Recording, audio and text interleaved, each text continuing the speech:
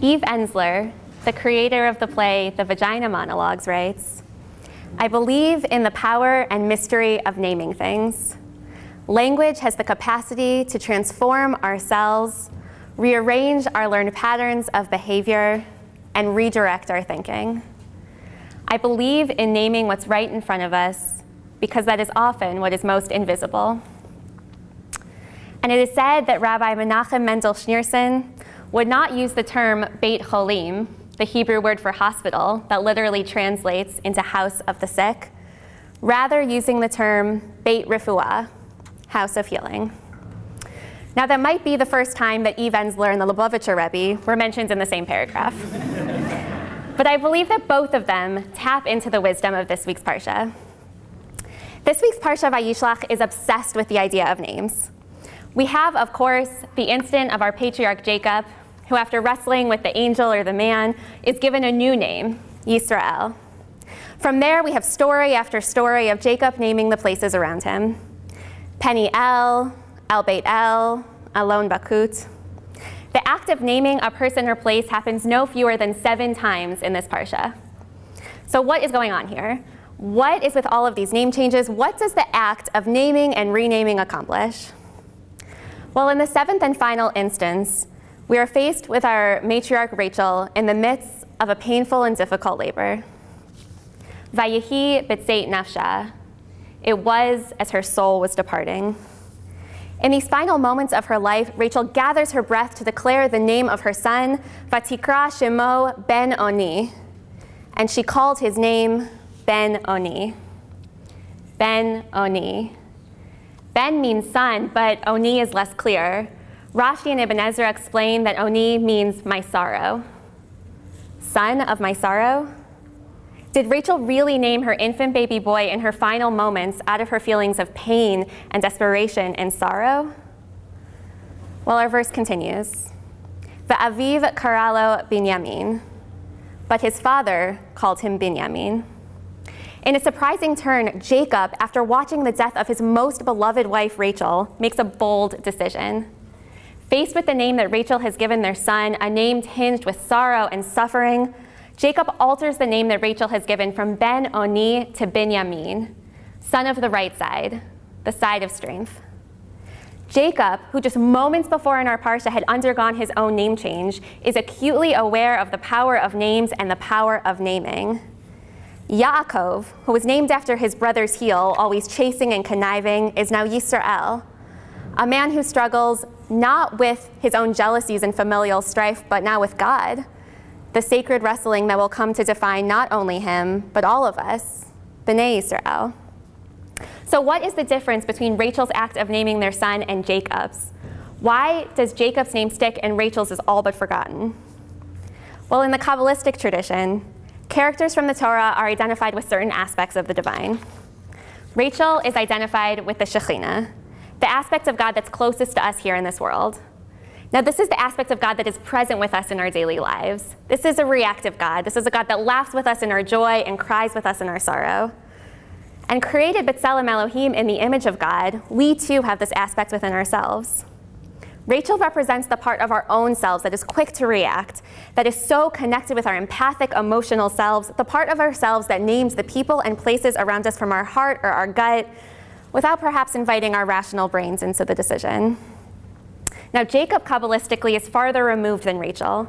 He's directly in the center between the unknowable God in heaven and the Shekhinah down here on earth. Jacob is Tiferet. Is the ultimate balancing force, the aspect of God between the pole of judgment and the pole of love, the aspect of God best called rachamim, mercy and compassion. Where the Shekhinah reacts to every stimulus around her, Tiferet is measured, finding the balance between strict judgment and loving kindness, residing in a place of compassion, of seeing the bigger picture. And we have this aspect in ourselves too.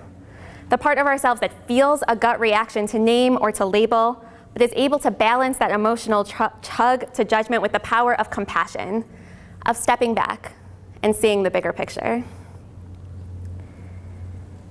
Rachel's name for their son, Ben Oni, son of my sorrow, is a name drawn from the depths of her emotional state, a name reflective of her pain and suffering without any thought to the living child who will be burdened with that name throughout his life.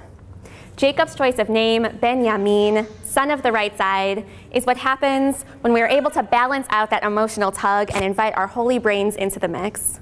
Jacob's name alters Rachel's name ever so slightly, ensuring that his beloved son will be given a name not of sorrow, but of strength. We have, as human beings, this incredible power of labeling, of naming ourselves and the people and places around us. This place is my home. This person is my beloved. This animal is my pet. This place is unsafe. This person is my enemy. This thing is dangerous.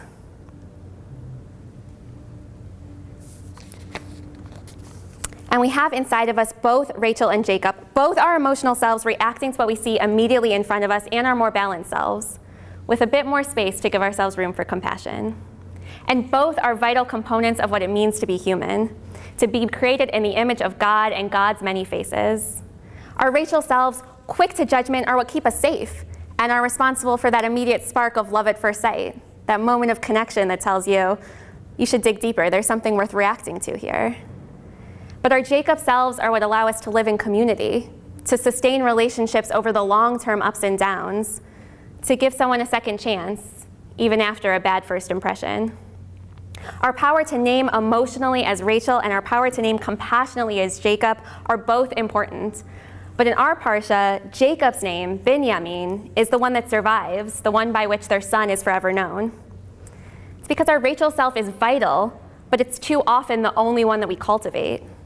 It's far easier to go through this world naming the people and places around us based only on our intuition, on our gut, on what makes us feel good in the moment. It's far more difficult to cultivate our Jacob selves, the self that takes a second look, that names with compassion, that sees the bigger picture. That is the self we must work to cultivate. We must work to name the people around us with compassion, to label them with thoughtfulness. Because the names we give out in this world are not just names, they have a deep impact. They can even turn a conniving young man named Yaakov into a holy prophet of God named Yisrael. Now, I entered rabbinical school 5 years ago with a different name. Rachel Braun was a student at the Ziegler School of Rabbinic Studies in Los Angeles, and Rachel Rubenstein will, God willing, be ordained from this institution in just a few months. Now, who will I be? Named as a rabbi, the second Rabbi Rubenstein in my home. Our words matter. The names we call each other, the names others call us, the names we call ourselves, they are not just words, they are the shorthand for the sacred task of how we make sense of this world. Is it a house of the sick or a house of healing? Is this person in my group or outside of it? And who am I? A teacher, a wife, a friend, a student, a rabbi?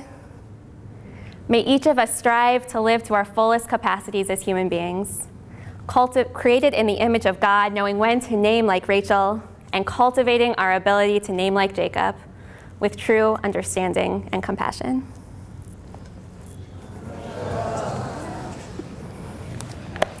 יתגדל ויתקדש שמי רבה, בעלמא יברח חירותי וימליך מלכותי, בחייכון וביומכון ובחיי דכל בית ישראל, בעגלה ובזמן קריב ואמרו אמן. יהי שמי רבה מבורך לעולם לא מעל מאה. יתברך וישתבח ויתפאר ויתרומם ויתנשא, ויתהדר ויתעלה ויתהלל שמי דקודשה בריחו. לעילה מן כל ברכתה ושירתה, תושבחתה ונחמתה, דמירן בעלמא ואמרו אמן. על ישראל ועל רבנן ועל תלמידי הון, ועל כל תלמידי תלמידי הון, ועל כל מן דעסקין באורייתא, די ועתרא הדין ודי בכל אתר ואתר, יהי לכון ולכון שלמה רבה, חינה וחיסתא ורחמין, וחיין אריכין ומזונה רווחה, ופורקנה מן קדום אביהון די בשמיא ואמרו אמן. יהי שלמה רבה מן שמיא, וחיים טובים עלינו ועל כל ישראל ואמרו אמן. עושה שלום במרומיו, הוא ברחמיו יעשה שלום, עלינו ועל כל ישראל ואמרו אמן.